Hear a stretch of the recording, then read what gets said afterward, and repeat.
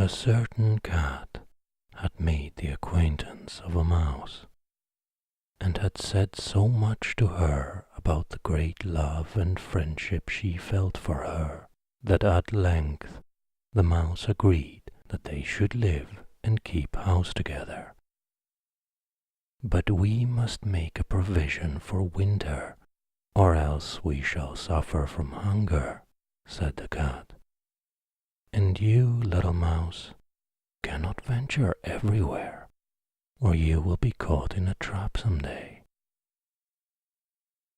The good advice was followed, and a pot of fat was bought, but they did not know where to put it. At length, after much consideration, the cat said, "I know no place where it will be better stored up than in the church, for no one dares take anything from there. We will set it beneath the altar and not touch it until we are really in need of it." So the pot was placed in safety, but it was not long before the cat had a great longing for it, and said to the mouse, "I want to tell you something, little mouse. My cousin has brought a little son into the world, and has asked me to be godmother. He is white with brown spots, and I am to hold him at the christening. Let me go out today, and you look after the house by yourself." "Yes, yes," answered the mouse. "By all means go, and if you get anything very good, think of me. I should like a drop of sweet red christening wine too." All this, however, was untrue. The cat had no cousin, and had not been asked to be godmother. She went straight to the church, stole to the pot of fat, began to lick at it, and licked the top of the fat off. Then she took a walk upon the roofs of the town, looked out for opportunities, and then stretched herself in the sun, and licked her lips whenever she thought of the pot of fat. And not until it was evening did she return home. "Well, here you are again," said the mouse. "No doubt you have had a merry day." "All went off well," answered the cat. "What name did they give the child?" "Top off," said the cat coolly. "Top off," cried the mouse. "That is a very odd and uncommon name. Is it a usual one in your family?" "What does it signify?" said the cat.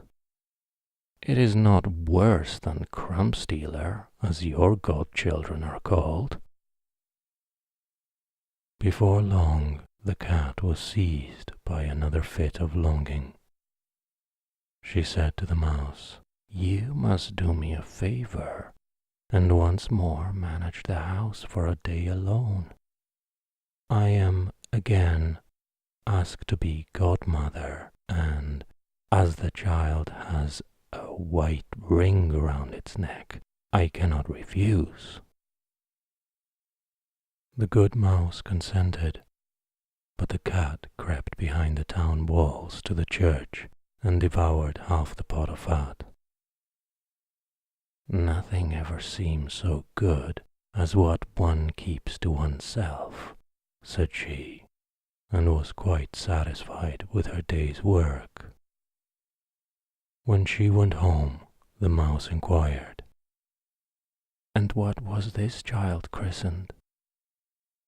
"Half done," answered the cat. "Half done? What are you saying? I never heard the name in my life. I'll wager anything it is not in the calendar."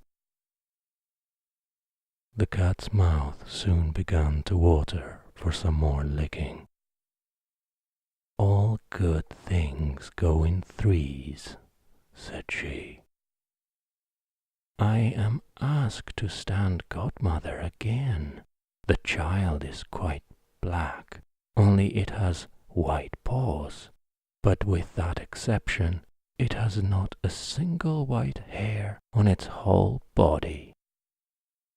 This only happens once every few years. You will let me go, won't you?" "Top off, half done," answered the mouse. "They are such odd names. They make me very thoughtful." "You sit at home," said the cat, "in your dark grey fur coat and long tail, and are filled with fancies. That's because you do not go out in the daytime." During the cat's absence, the mouse cleaned the house and put it in order, but the greedy cat entirely emptied the pot of fat. "When everything is eaten up, one has some peace," said she to herself, and well filled and fat, she did not return home till night. The mouse at once asked what name had been given to the third child. "It will not please you more than the others," said the cat. "He is all gone." "All gone?" cried the mouse. "That is the most suspicious name of all. I have never seen it in print. All gone. What can that mean?" And she shook her head, curled herself up, and lay down to sleep. From this time forth, no one invited the cat to be godmother. But when the winter had come and there was no longer anything to be found outside, the mouse thought of their provision and said, "Come, cat, we will go to our pot of fat, which we have stored up for ourselves. We shall enjoy that." "Yes," answered the cat, "you will enjoy it as much as you would enjoy sticking that dainty tongue of yours out of the window." They set out on their way, but when they arrived, the pot of fat certainly was still in its place, but it was empty. "Alas," said the mouse, "now I see what has happened. Now it comes to light. Oh, you are a true friend. You have devoured all when you were standing godmother. First top off, then half done, then—" "Will you hold your tongue?" cried the cat. "One word more, and I will eat you too." "All gone," was already on the poor mouse's lips. Scarcely had she spoken it before the cat sprang on her, seized her, and swallowed her down. Verily, that is the way of the world.